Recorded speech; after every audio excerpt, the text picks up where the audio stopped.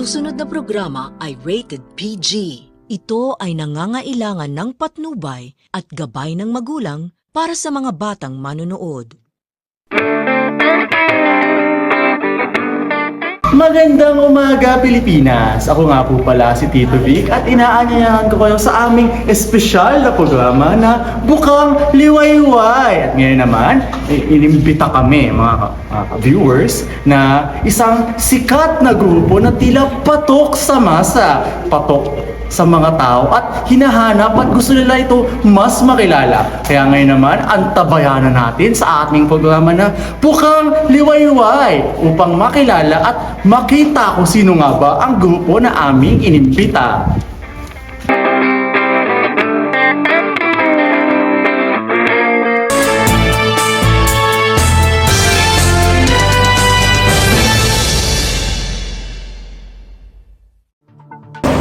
Magandang araw, Pilipinas! Ako si Reynald Anticho para sa Balita Maasahan, mga impormasyong mapagkakatiwalaan, kaagapay ng mamamayan. Ito ang Sandigan ng Bayan. Ulo ng mga nagbabagang balita. Bumisita sa National Museum ang mga mag-aaral ng Filipino 101. Ang pagbisitang ito ay bahagi ng kanilang edukasyon at layuning pukawin ang kanilang kaalaman patungkol sa ating kasaysayan at kultura. Alamin natin ang kanilang mga reaksyon at mga natutunan sa makasaysayang lugar na ito.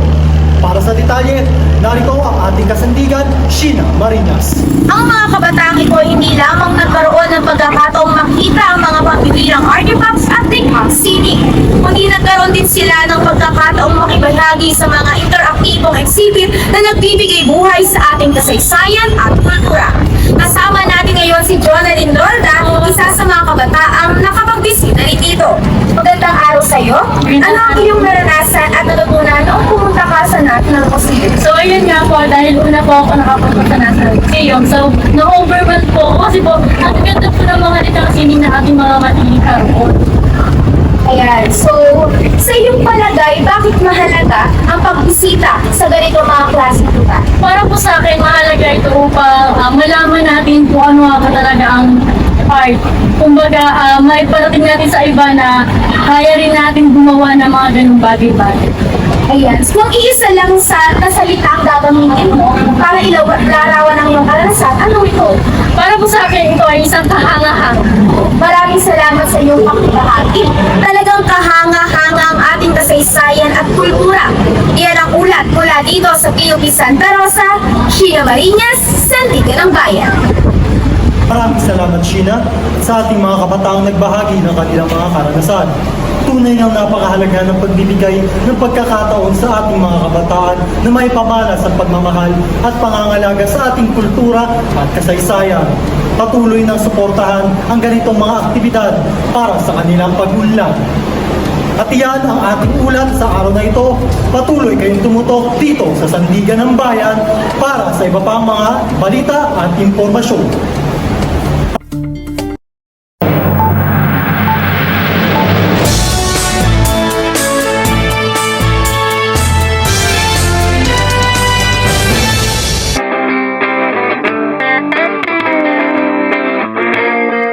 At ngayon, ito na ang ating mga espesyal na panauhin. Sila ay nagmula pa sa malayong lugar, ngunit sila ay kilala ng buong lipunan. Sila ang Rosas!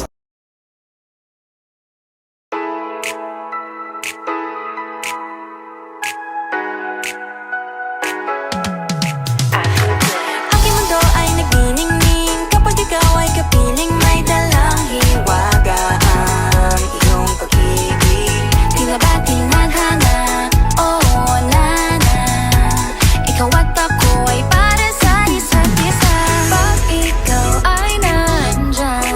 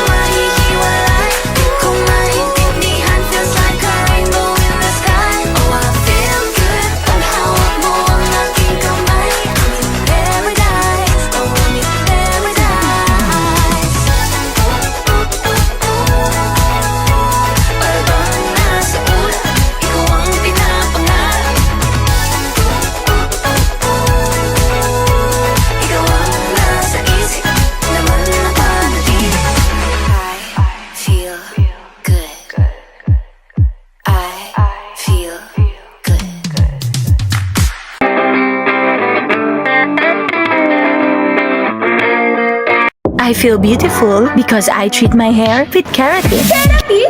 Keratin? But not just keratin, dapat may plus. May plus? May plus! Kaya I choose yung keratin na may plus. Keratin Plus!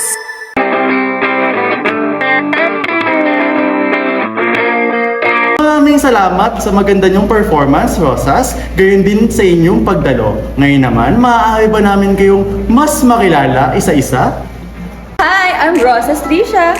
Hi, I'm Rosas Jo. Hi, I'm Rosas Maui. Hi, I'm Rosas Karil. Hi, I'm Rosas Darlene.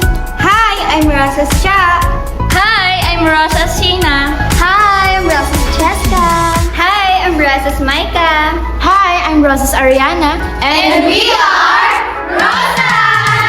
So, sa inyong pagtatanghal, ano nga ba yung mensahe na gusto nyong ipahiwatig sa amin? Idamay na natin ang mga manonood, lalong-lalo na sa mga fans na tinatawag nyong Rosa, hindi ba? And thank you so much po, Tito Big, sa appreciation na binigay niyo sa amin. And yung kanta or yung pinerform po namin kanina is patungkol talaga siya sa pagbibigay ng inspirasyon at pag-asa sa mga manonood namin. At syempre, Yun nga po, sa kabila nga ng hamon at pagsubok na kinakaharap natin, may bagong umagang naghihintay sa atin. At sana po, napairating namin ang mensahe ng kanta namin. Maraming salamat! yes! At sa mga Rosa namin dyan, ayun nga, thank you so much sa walang yung suporta at sa lahat-lahat. Yun lang. At pagbubutihin pa namin ang mga susunod naming performance. Thank you! Ayan, muli niyo po kaming abangan sa aming mga mall show sa darating na month of July at muli niyo din antayin ang aming mga bagong kanta na i-release. Ayan. And we are Rosas! Thank you everyone! Bye!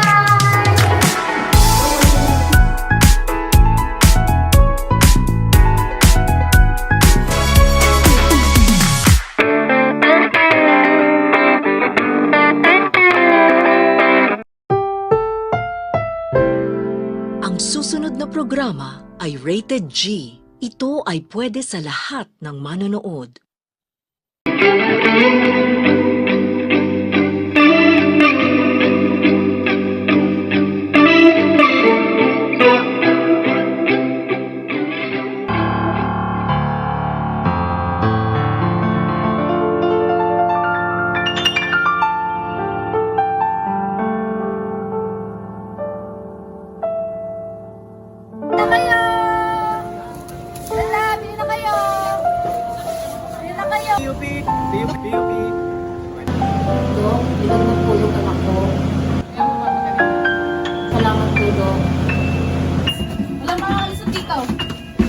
Hirap maging mahirap.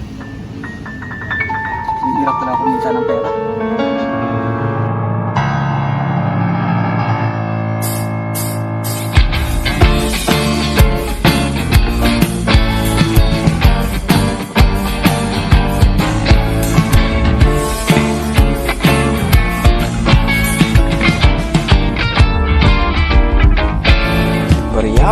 Barya, lambo sa mga aming kaloy na habang buhay ng mamawas. Puso ang mausok, huwag mo ang tulakan, huwag mo ang gilahan, lahat magbibigyan.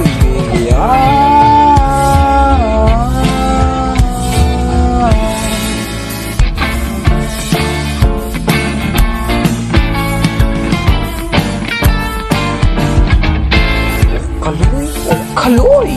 Sigura mo ang ilong ng tahanan ng napupulong na ano na, maawa ka magkano bang alaga?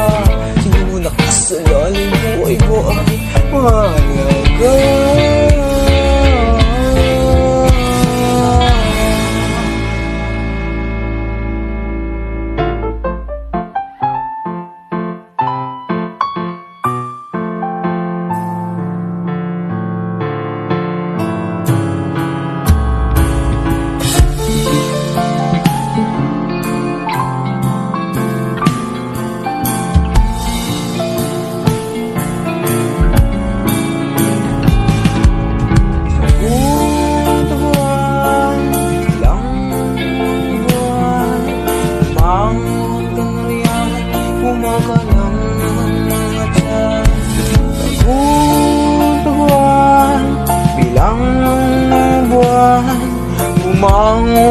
na riyan, umakalong ng mga tiyan.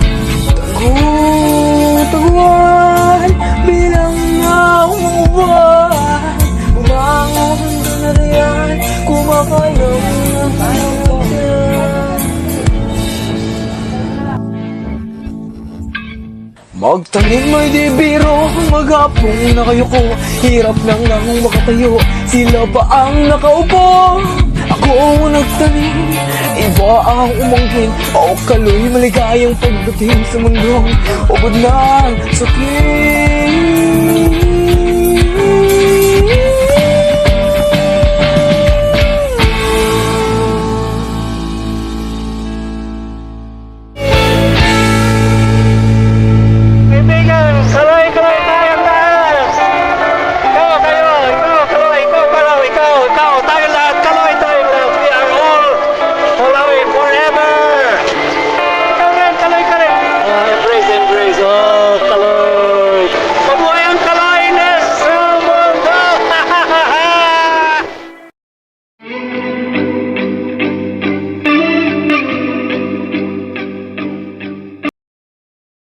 Isang taon pa lang ako, nasundan na ni Toto. Grade 2, 8 taon pa lang, 4 na bata ang inaalagaan. Grade 6, 12 na ako, kasing dami na ng pamilya ko. Sabi mo, pasensya na, walang pera kaya mag-drop out ka. Inakom, sabi mo kami mahal nyo. Ari ko pati kayo nagplano. Sana hindi gutom at nag-aaral pa. Alaga't malusog ang buong pamilya. Ang planadong buhay ay maayos na buhay.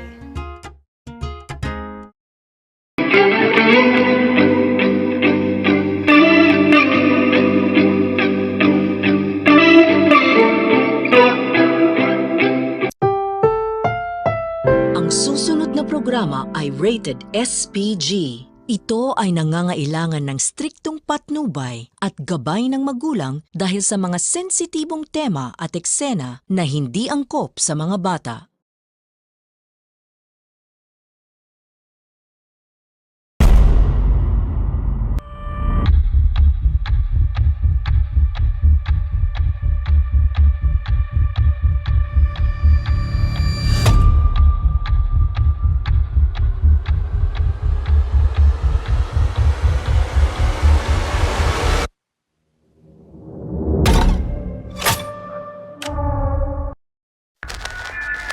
Are you sure about this? Yes. Yes, I am. Is there really no other choice? It's my final wish. I'll leave the rest to you.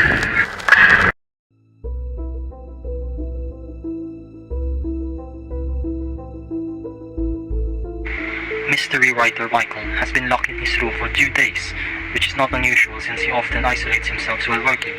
He's made to follow his strict instructions, leaving meals and checking upon his store 3 times a day. When his editor arrives to collect an overdue manuscript, she becomes worried and anxious due to his lack of response. Despite the maid's explanation of Michael's rules, the editor insists on opening the door. In the sense of urgency, the maid gives her the spare key.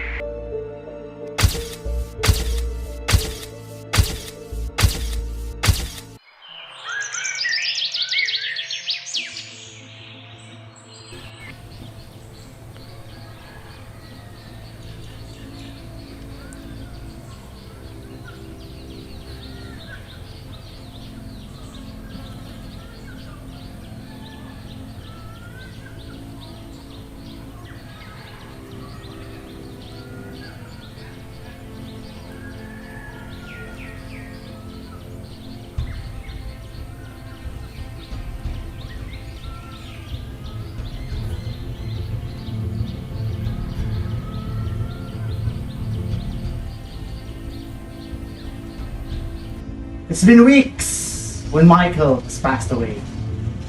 Yes, it's quite a misfortunate event, but we need to know who among you is the killer.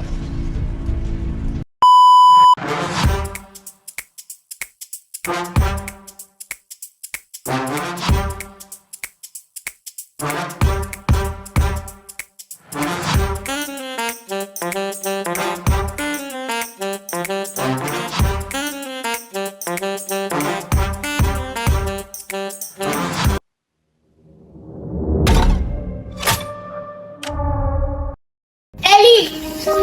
Ellie! Ellie, I'm sorry. Anong karapatan mo para pagharapin kami ng babaeng yon? Akala ko makakatulong sa'yo. Sa akin? Narinig ko kayo ng tatay mo. Kargo ko pamilya ko, Mia. Labas ka na dun. Akala ko, it would help you move on Move on from what? from everything that's keeping you from moving on. Bakit? Ano bang alam mo sa nararamdaman ko? Alam mo ba yung mga pinagdaanan ko? Hindi. So stop acting like you know my pain. Stop acting like you own it. Na po pwede mong sabihin kung kailan ako mag-move on. Kahit si Celine. Kahit si Celine nakasama ko sa lahat, na alam ang lahat. Hindi niya pinakialaman ng mga desisyon ko. Hindi ako si Celine. So stop comparing me to her. Tama! Hindi ikaw si Celine. And you will never be Celine. Celine is dead. Hindi na siya babalik, Ellie. Pero hanggang ngayon, umaarte ka pa rin na parang nandito siya. Nandito siya. Dahil nandito siya. Kung nandyan siya, nasan ako? Anong lugar naming mga gustong magmahal sa'yo?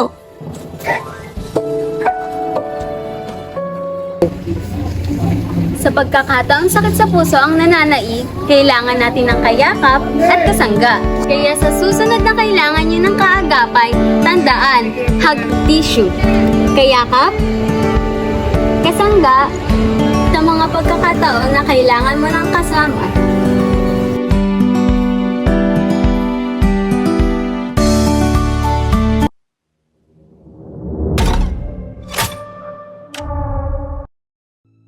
And so, as an investigation unfolds, the following questions arise. What is the motive? Who could have done it? And what and how was he killed? And so, the players must piece together the clues, interrogate the suspects, and unravel the mystery behind Michael's death. Only through keen observation and deduction will the truth be revealed in a writer's requiem. And with that, the game begins. Ngayon, di pa rin ako napapanatag na isa sa inyo ang pumatay kay Michael. Napag-alaman namin sa evidence na ang kanyang kwarto ay nakalak.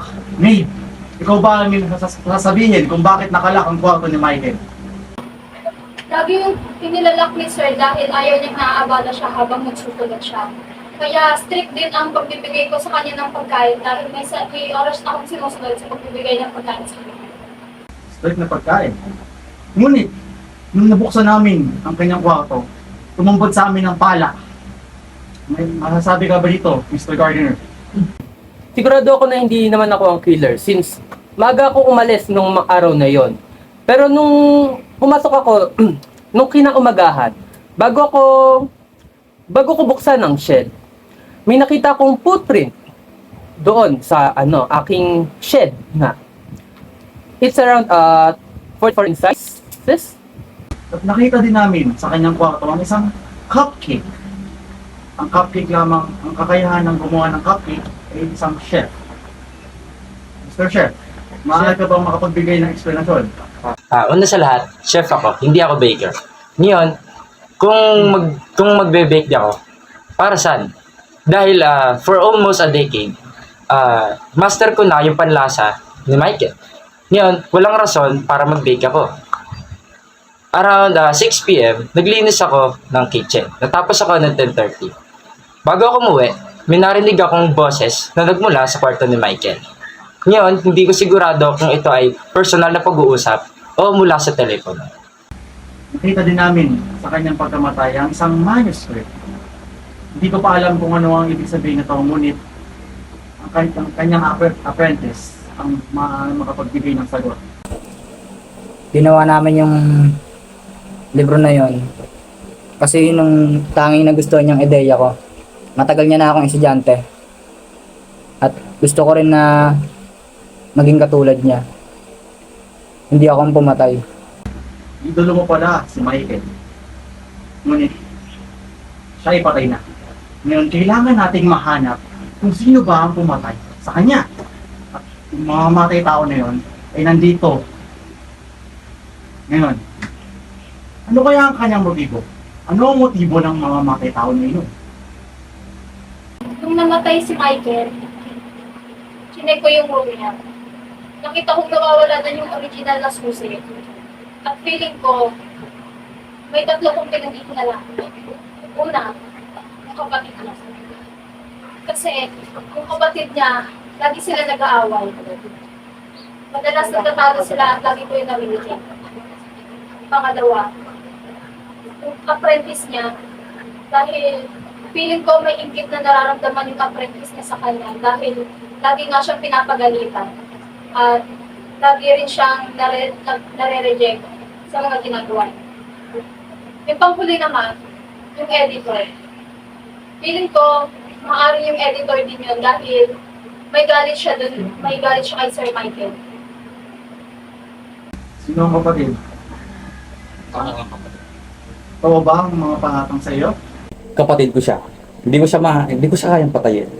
Aminin ko na nag-aaway nga kami. Dahil, aminin ko sa inyo lahat, si Michael ay may sakit na cancer. Ano?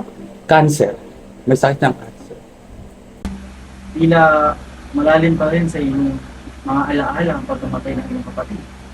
Bago siya mamatay, nag-usap kami. Pinag-usapan namin ang tungkol sa kanyang kalagayan. At nag-usap din kami tungkol sa kanyang pamilya. Ikaw naman, Miss Editor, ano ang iyong tugon? Nung tinatawagan ko si Michael nung umaga para tatawagan ko si Michael nung umaga pero hindi siya sumasagot. Simula 18 hanggang 18 sunod yung message ko sa kanya pero wala akong natatanggap na reply. So simula noon, dahil sa sobrang stress ko, pumunta ako, nagpa-therapy ako dahil nga sa nangyayari sa amin ni Michael. Aaminin ko, hindi kami okay ni Michael kasi may hindi siya napasa na script sa akin. Which is, ayun yung magiging dahilan ng pagka walang sa trabaho. Pero wala na akong natanggap na message or reply galing kay Michael. Napapansin ko nga na ang kaibigan niya ay tahimik lang na nakikinig. Maaari ko makapagbigay ng iyong mga suggestion at kaalaman patungkol kay Michael. Bago mamatay si Michael kahapon, ako yung pinakahuling nakausap niya. Pinag-usapan namin kung tungkol sa sakit niya. Sabi nga ng kapatid niya kanina, may sakit si Michael. And yun, kung narinig man nung gardener na yung sinasabi, yung pagtatalo namin, nag-away kami kasi pinipilit ko siya na itigil na yung pagsulat ng ano niya para mag-focus sa kalagayan niya, magpagamot, kumbaga. Kasi siya gusto niya talaga tuloy yung kwento, ituloy yung pagsusulat niya. Pero ako, siyempre bilang kaibigan dahil dati pa lang, kaibigan ko na siya, dati pa lang, kasama ko na siya sa lahat. Gusto ko na gumaling siya, gusto ko na bumabawi yung buhay niya. Kaya, nagalit, hindi naman sa nagalit, pero pinipilit ko siya na, tigil mo niyan, magaling ka. Pag magaling ka na, kaya kitang tulungan. Tutulungan kita yan. Tatapusin natin pareho yung ginagawa mo. And, yun, pagka alis namin, kasabay ko yung maid. Kasi, ang pangit naman kung may iwan akong mag-isa doon, di ba? Kaya, nung paalis na ako, sumabay na ako dun sa maid niya na umalis para bigyan ng oras si Michael makapag-isip kung sa, ayun niya, sa sinasabi ko. Usap niya. Kasama niya. Si Maid ang huling umalis. So parang wala nang tao sa loob ng bahay. So narinig ko ano yung pinag-uusapan nyo. Tagal na kayo magkaibigan eh. Yun nga. Ano ba sabi ko kanina? Pinigilan ko siya kasi gusto ko humaba yung buhay niya. Sa tingin mo ba kung papatayin ko yun, ganun yung gusto ko? Di ba hindi? Gawing alibay yun para Hindi. mapagtakpan mo na nagtulungan ka. Hindi ko siya pipigilan sa pag-writer niya kung gusto ko siyang mamatay. Eh di hayaan ko nila siya mamatay sa cancer, di ba? Una pa lang. Maaring dahil sa sobrang awa mo sa kanya, tinulungan mo siya dahil nga ayun yung pinakagusto niyang huling mangyari, di ba? Hindi niyo nasasabi niya yan kasi hindi niyo pa mahanap yung killer eh. Pero hindi ako yun. Sino ang may sala? After a thorough investigation and piecing together all the clues, the truth behind Michael's death has been revealed. It was not a murder as initially suspected, but a meticulously planned suicide. Michael's facing terminal illness orchestrated in his own death to ensure his final work would leave a lasting impact, shrouded in mystery and intrigue.